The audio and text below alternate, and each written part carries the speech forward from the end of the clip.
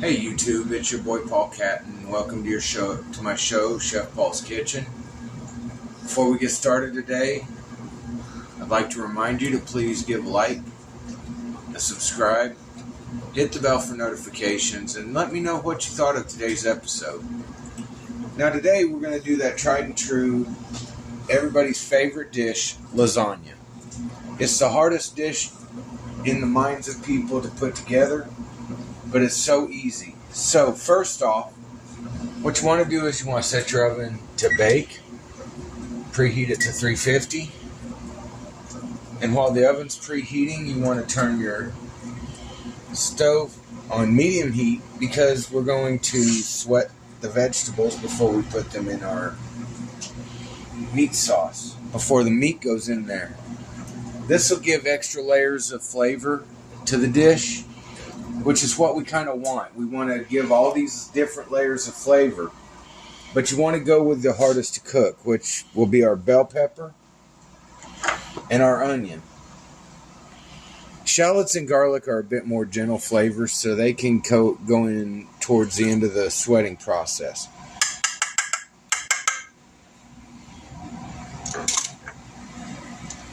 Get all these onions into that, and all of the bell pepper.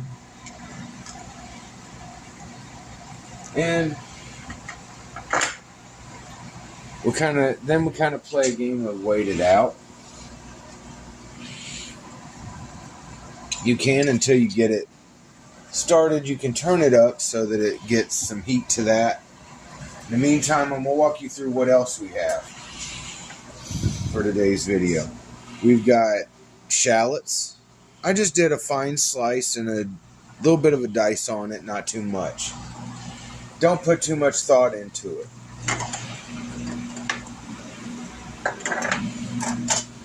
We've got garlic, just chopped. We're starting to get that beautiful sound. If you get down there close enough, you can hear it. Hear it starting to pick up. Part of the sweating process means you do not want to get any brown on it, meaning we don't want to let that Maillard reaction begin. So we're just going to give it a quick stir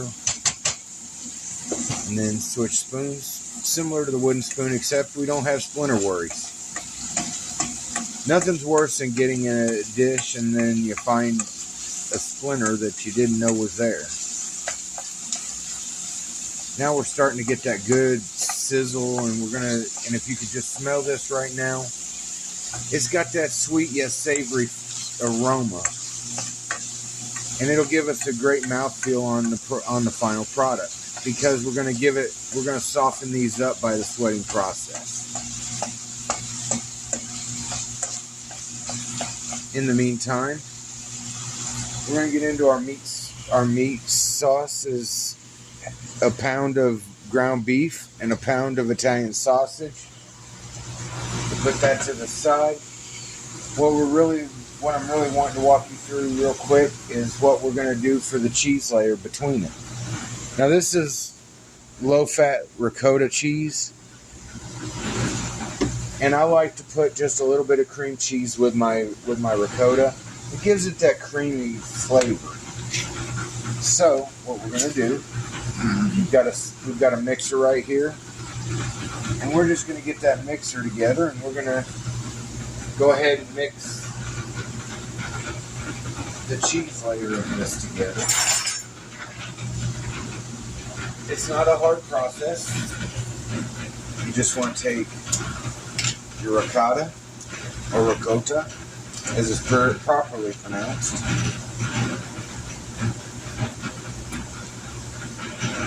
Get it open.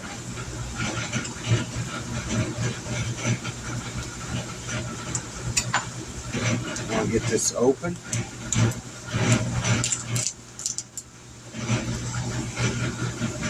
So we can dump it into the mixer like this. And then we'll add our cream cheese.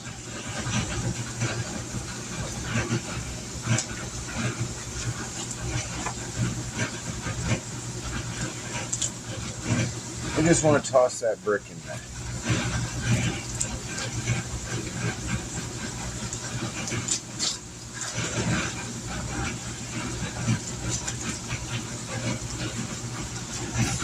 I apologize for last week. I tried to throw together a episode for you guys, and my camera betrayed me.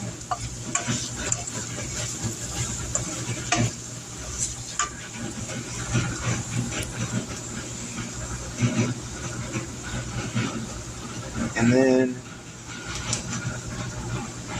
I'm gonna wash your hands off.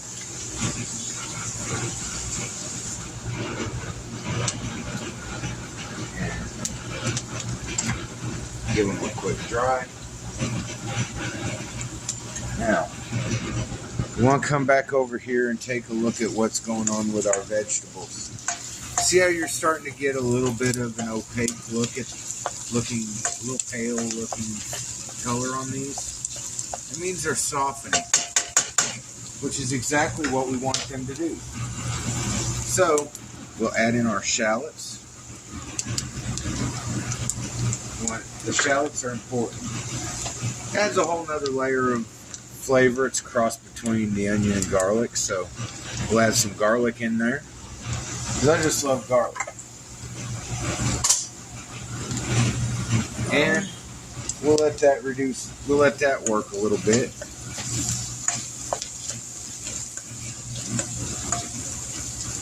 And sweat down.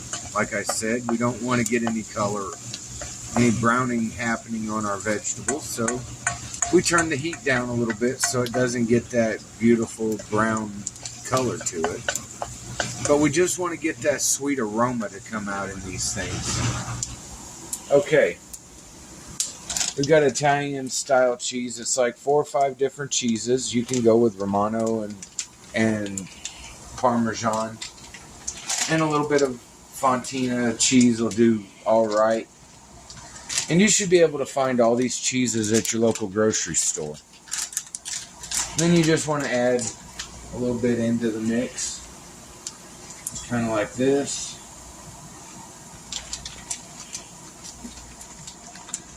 And then you want to add a little bit of milk or cream for a little bit of extra binding to that sauce.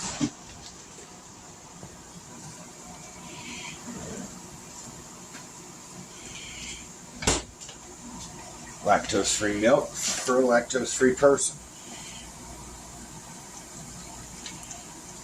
Alright, and we got a little bit of milk in there. That's just to give the sauce some thin.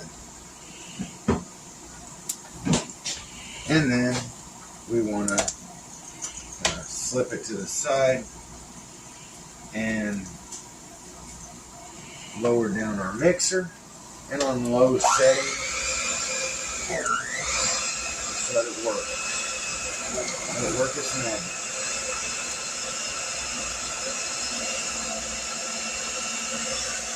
And you just want to let this work down until it gets a creamy consistency. Back to our veggies over here. Yes, we've got two rings going in this circus at one time. Alright. Those should be good. So now we can add the meat in there. And we want to brown the meat in this sauce, in these veggies. Get all that meat down in there. And start to break it up. Start breaking it up so it browns easier. Kind of like this.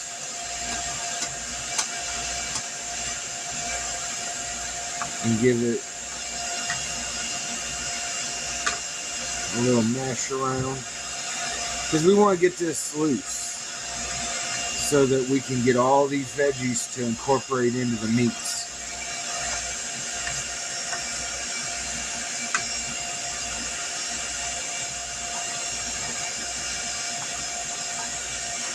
And as we're getting this browning going on of the meat, we'll go back and check on our cheese blend over here. And we're starting to get that creamy consistency that I was talking about. little heavy, but not too much. If you don't want to thin it down too much, because then you'll have a thin liquid that's going over top of a meat sauce or under a meat sauce to divide layers. But you don't want it to be too thick, because then it's going to be like spreading Elmer's paste on a paper project. You got to get that proper balance. So we'll grab the little scraper here. We'll scrape this around so that it mixes in thoroughly, because that's what we want to do. We want to get a good even coverage.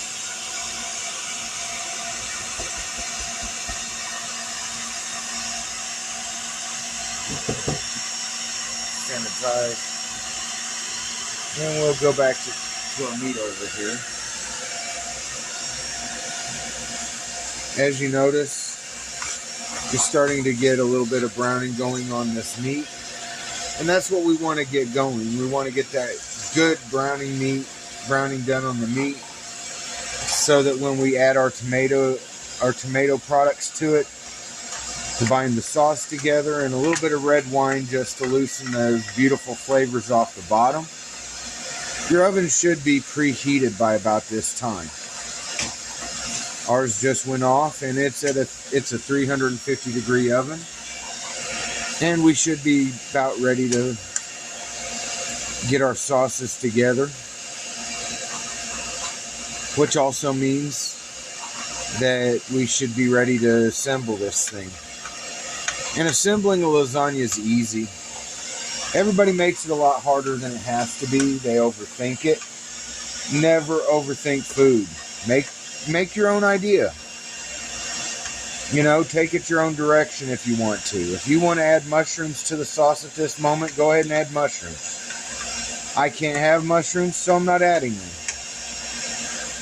I'm allergic to mushrooms, so I just make a lot of Italian dishes that would taste alright with mushrooms in it, without mushrooms.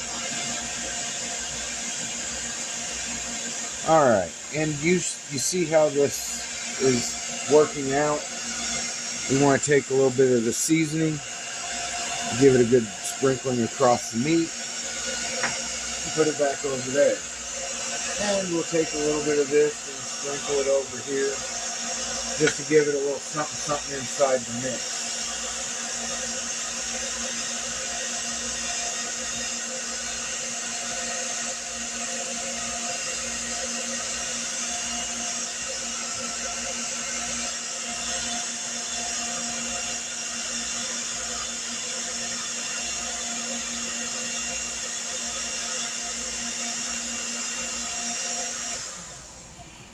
And we got the consistency we wanted out of our cheese sauce. You don't want it too thick, you don't want it too thin. You just want it to, at that point that it coats.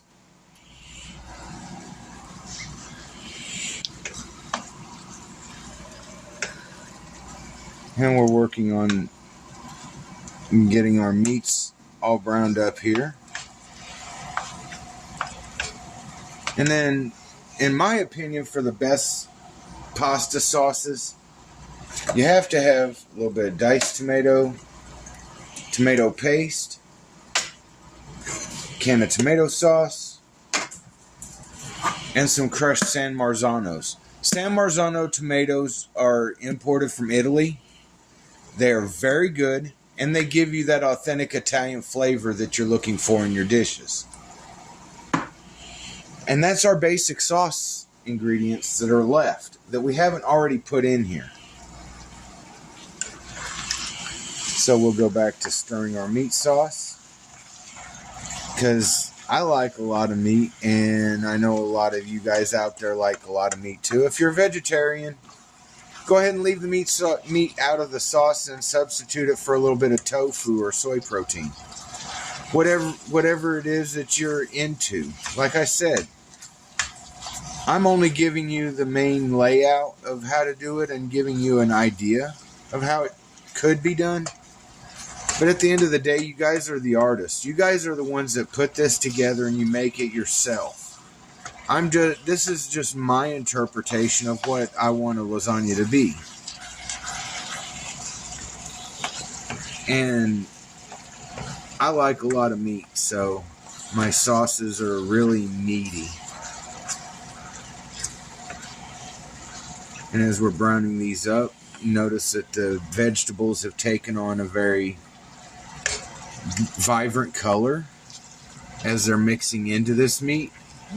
Is because we're mixing, the fat is mixing with and softening the vegetables even further to where they no longer have crunch, and the onions no longer have that bite.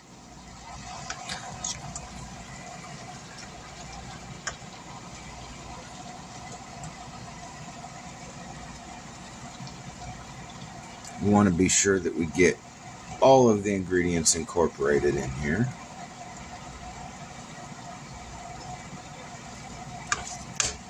Because it's important at this phase to cook the meat, to brown the meat all the way. Alright, and as you see, we've got some light browning on there, nothing too heavy. And all of those ingredients that we sweated out are now incorporated thoroughly into the meat. We're going to take a splash of red wine. Add it in there for a sweet component to the sauce. Because Italian cooking deals a lot with wine. A lot of wine is definitely a good thing. We want to add our tomato sauce.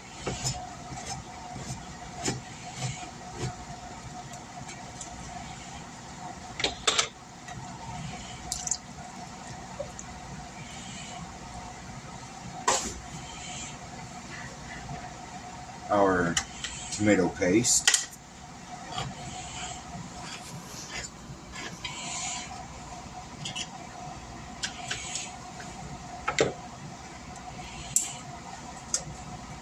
And you want to completely remove that, because you're going to want to turn it over your plate, over your pan, and you just want to give it enough air hole that it starts to loosen. And if it doesn't want to loosen, you coax it to loosen.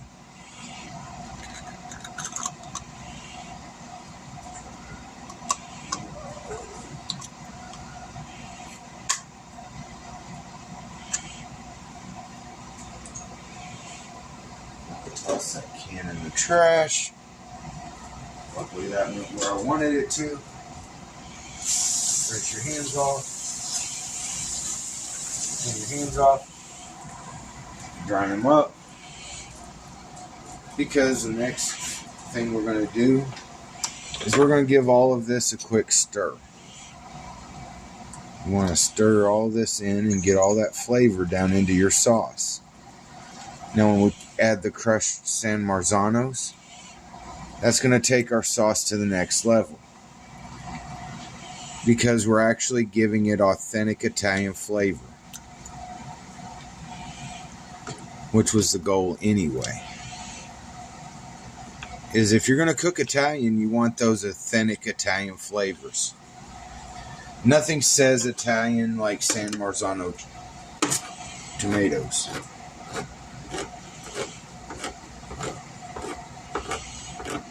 I can't say much because the only way we can get San Marzanos around here is to get them canned, because we're not lucky enough to live in Italy where we can just go up the street and grab some San Marzano tomatoes and some Calabrian chili peppers. Hey, that would be ultimate. Okay, we're going to have to move this to a bigger pan.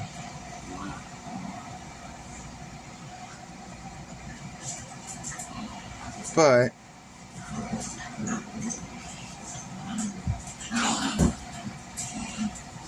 our sauce is starting to come together. So what I'm going to do is pull this way. we'll dump it in here. I know it's a bit big of a container, but it's the only one I have right now that I can use that is not already in use. Now, the pretty thing about working with sauces and such in Italian food is you can make different things to go with it. Like you can make a nice minestrone soup for next to nothing, and it only takes about 10 to 20 minutes to prepare from scratch. And the longest part of it is the prep time, just like anything else in Italian cuisine. Now, this is what your sauce should look like. It should have a body, it should have texture, and it should just have that appearance of a mother's red sauce. You want to add the rest of that in there. Give it a quick mix around. And then you kind of just want to let that sauce chill there for a minute while you prepare your lasagna pan. We want to let that sauce sit there and let all those flavors work together. So we're going to turn it up a little bit so everybody mixes in the bowl. All right. So as little as I'm going to make today, I'm only using this pan. You can, if you have a bigger family, you can use a bigger pan. If it's just you and one other person, and there's no chance that anybody else is going to find out, hey, they're cooking Italian, let's go over to their house, you can use a pan like this. It'll give you 2 or 3 days worth of meals. And you want to grab a can of nonstick spray. Spray down the pan on the sides and everything. And you'll see why here in a minute. Now, easiest way to do lasagna is with pre-cooked lasagna noodles. And we want it, I cheat. I feel it's cheating using them, but it makes the task of assembling your lasagna a little easier because they're already ready to go. You want to lay that first layer in there. Most people say, "Oh, well, you want to lay some of your mother's red sauce in there first." No, you don't.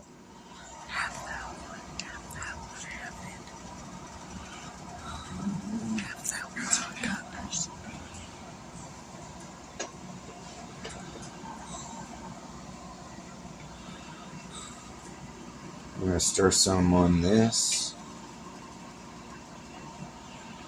And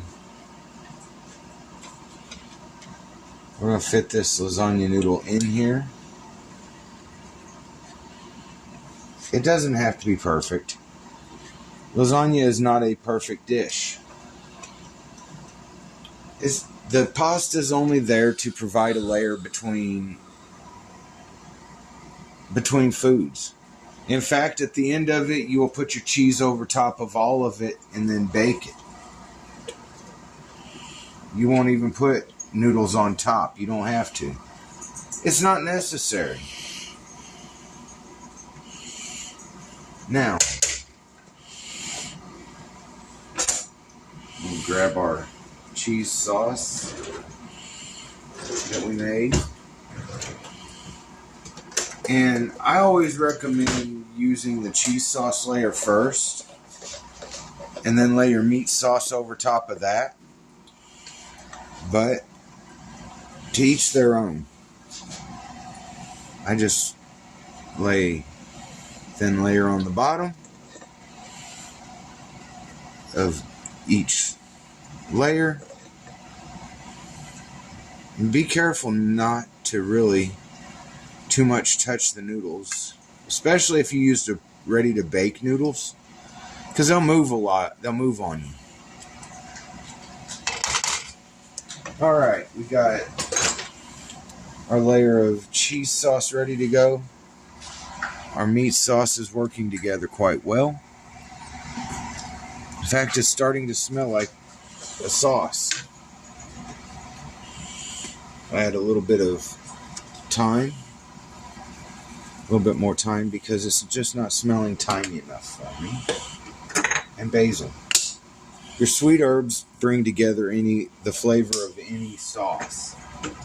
Your sweet herbs will tame down the savory and give your food a beautiful smell. Because after all, we eat with our eyes and nose first. There we go. Now we're ready to start assembling the meat layer. You don't want to overcook the meat part of it, because then you just get a yuck flavor from it. And we're just going to go ahead and layer this chunky meat sauce. Look at that beautiful chunk that's on those veggies. And if you don't like chunky veggies in your lasagna or meat, but you want veggies in your lasagna, that's the beautiful part of making it your own dish. I'm just here to simply show you how easy it can be. I'm not telling you this is the definitive way to make lasagna. I'm not telling you that you have to make it this way for it to be right. I'm just telling you a way, an interpretation.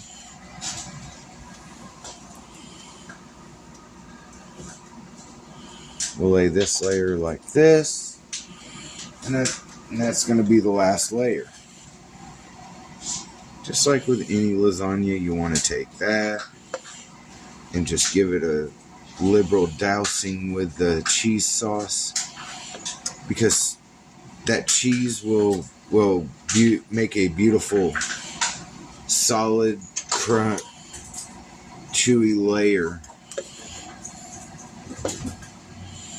in your lasagna. And like my motto says, at Chef Paul's Kitchen, it's all about the food. We want the food to shine, not necessarily the dish itself. We want all these small ingredients to play. So, add a layer of meat of the red sauce to the top. And you want to be very liberal with this, because this is going to be the top layer of your lasagna. It's going to be what you taste first. And since you have a lasagna going in the oven, what you can do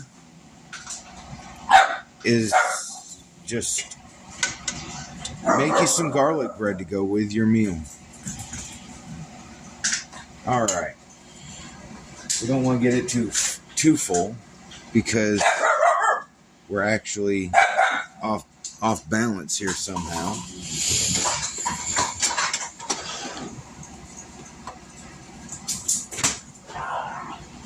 And we want to add our covering cheese. We'll start with a layer of Parmesan, just to give it that crisp. Alright, and then we'll go with the Italian cheese blend that we put in our cheese sauce. And then we're just going to sprinkle it over top of that. And the purpose of this is to give us a chewy coating over the top of our lasagna. Kind of keep things together. And lasagna should be fun. You should not overthink the lasagna. If you're overthinking your lasagna, you're working too hard. Don't overthink things like this. Food is the one thing in the world that is very forgiving. Most of it. You do have your more delicate foods that don't forgive, but overall, most food is very forgiving.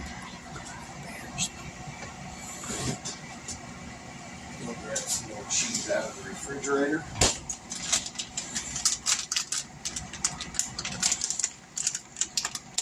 Open the packaging, and that last little quarter right, that last little bit right there, we'll go ahead and give it a hit with some cheese. And then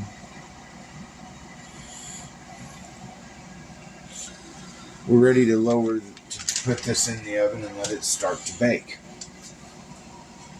So, open your oven, make sure there's nothing in there that could possibly make a nasty odor. Put your lasagna in there, and we'll check on it here in about, you'll want to check on it in about 20 minutes. In the meantime,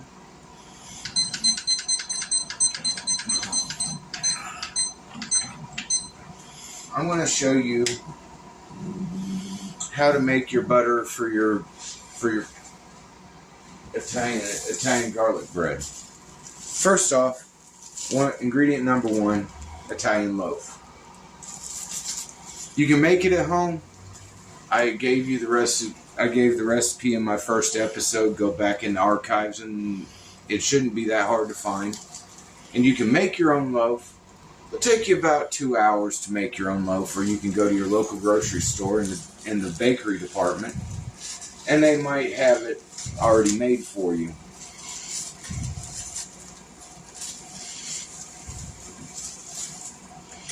Pull this out because you want to get your handy dandy bread knife out.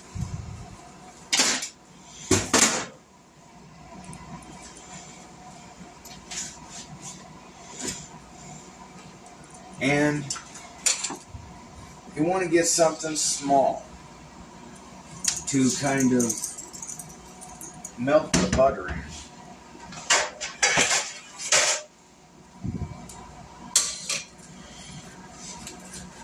I don't have any more small pots that are available right now.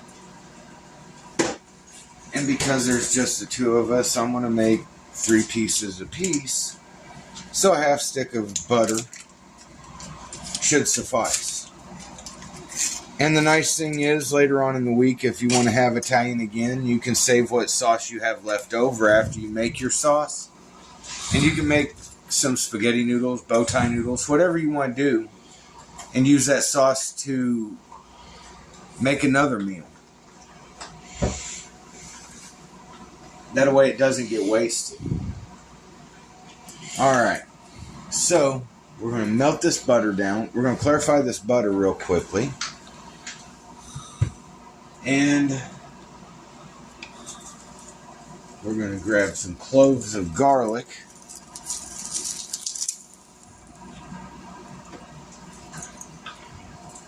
And we're going to break them down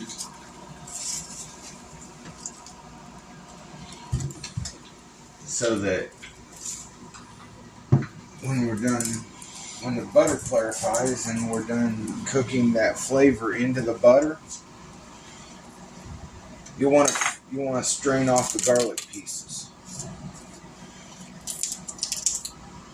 Because the only purpose of the garlic in the garlic bread is the flavor, because it won't melt like granulated garlic does. Because that granulated garlic stuff just is not garlic to me. A lot of people use it, and you can use it if you like. If you don't like regular garlic and how pungent and potent regular garlic is, feel free to use the granulated garlic. Many companies do it, and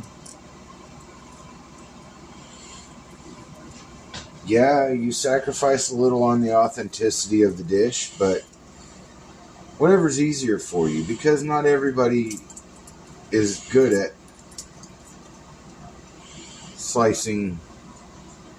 thin slicing garlic,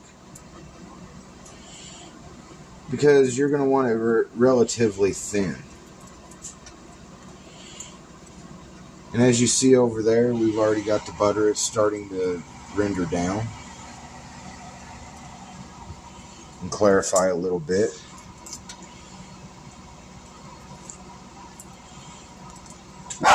So you want to get your garlic trimmed down, cleaned up and trimmed down,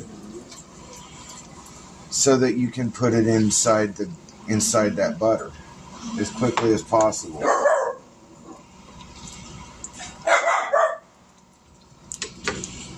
You'll want to roll it around, get good even melt on that,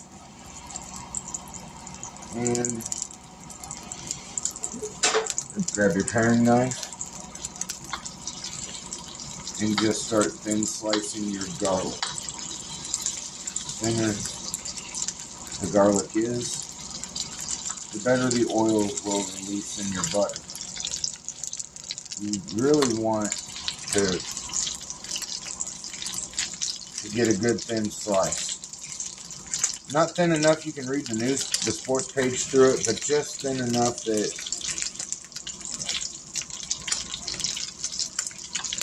it'll all but dissolve in the butter.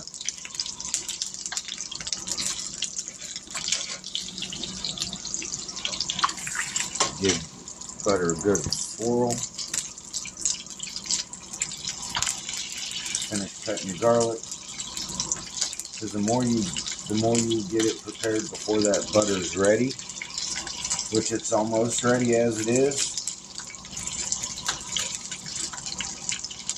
And you can use the same 350 oven that you already have for your garlic bread, or you can use a toaster oven. I don't want to tell you how to do things, but using the same oven will save you on time. Because then you have to wait for the toaster oven to heat up and blah, blah, blah. It just makes for a hard time getting your stuff to brown easier. Either way, we want to get that beautiful flavor of the garlic in there, into that butter. So we'll add it in there at the very beginning. And you'll want to add a little bit of basil and thyme to the butter. Get it started cooking into it. Your sweet herbs. Kind of tame down the flavors of the rich, pungent flavors of the garlic and the butter mixing together.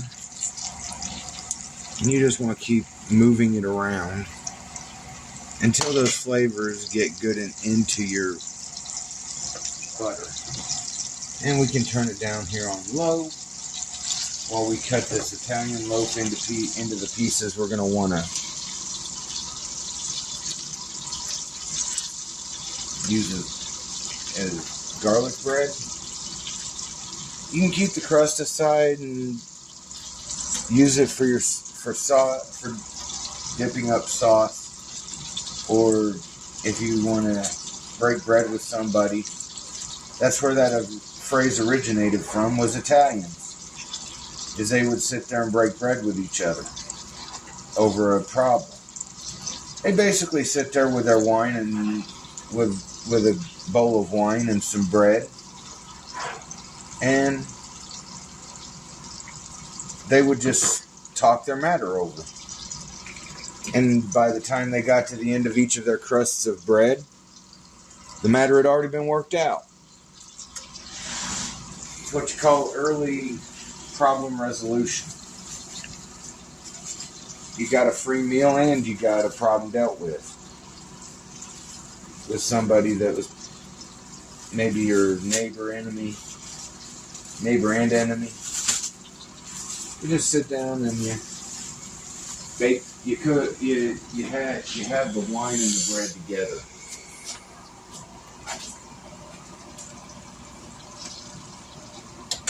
All right.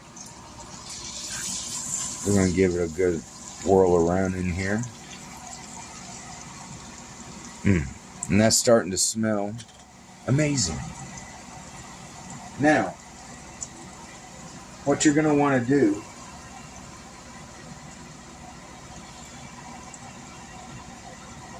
is get you a bowl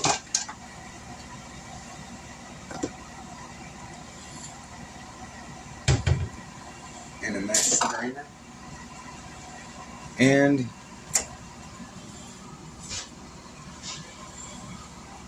You're going to want to let that rest a little bit. Let that garlic flavor get good in there. Your herbs will be just fine enough that they'll pass through the mesh. But the garlic, the big clumps of garlic will be retained. It's called flavor transfer. You get one desired flavor to transfer to a desired object, a desired fat. For example, like this butter. We wanted all that beautiful garlic bread flavor. Well, this is what they do when you get it at the store. Is they render down some butter into a clarified butter like this. And they cook their herbs and their garlic in there. Then they just sprinkle a little bit of parsley over the top of it just to give it that authentic appearance. Now, you want a sheet pan, and you want to lay your pieces of bread out, best side up.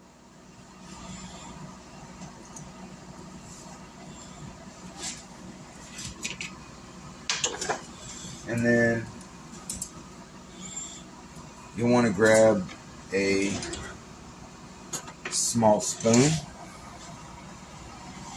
and you're just going to spread it across here until you manage to get all the pieces of bread oiled up with this butter and garlic mixture.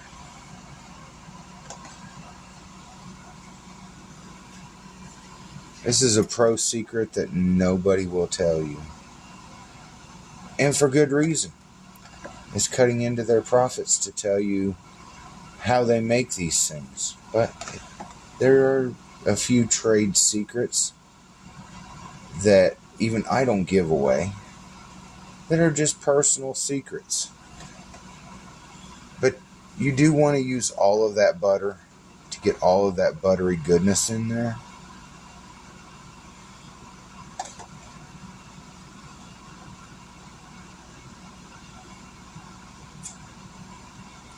Just spread it around.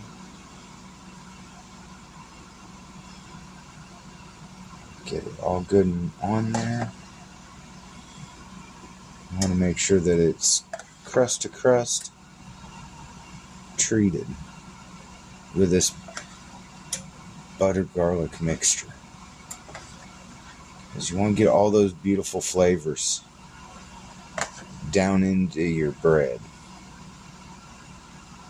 Alright, now we're going to take a little bit of basil, sprinkle it over top of this garlic butter.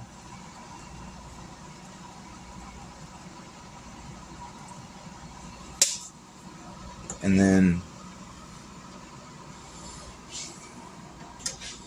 we've got about 7 minutes of this being in the oven, and it's getting a beautiful coating on it.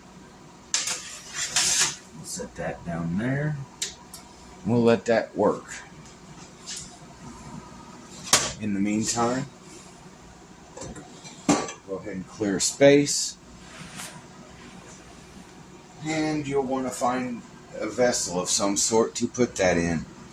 And then right before you get ready to pull your garlic bread out and serve it, you'll want to take a little bit of that Italian cheese blend or whatever cheese you used for the top of your garlic, your lasagna. Use it on top of that bread. Just put a little bit of it across the top of that bread.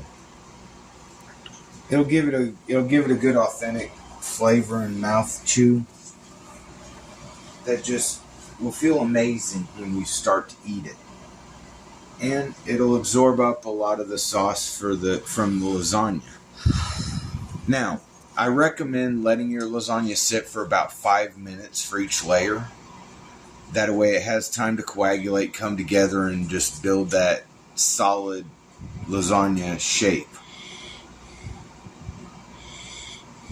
And I want to give you one final look at our lasagna. And that's what you're looking for, is that good solid cheese crust on top of it.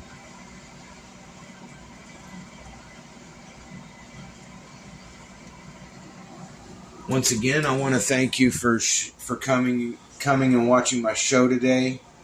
If you liked the content, please give me a thumbs up and a comment. Let me know what you thought. And let me know if possible potential future episodes. And don't forget to subscribe and hit the bell notification to see if maybe your episode made it on air. As always, thank you for coming by. And as always in Chef Paul's Kitchen, it's all about the food. So bon appetit and have a good night. Thank you.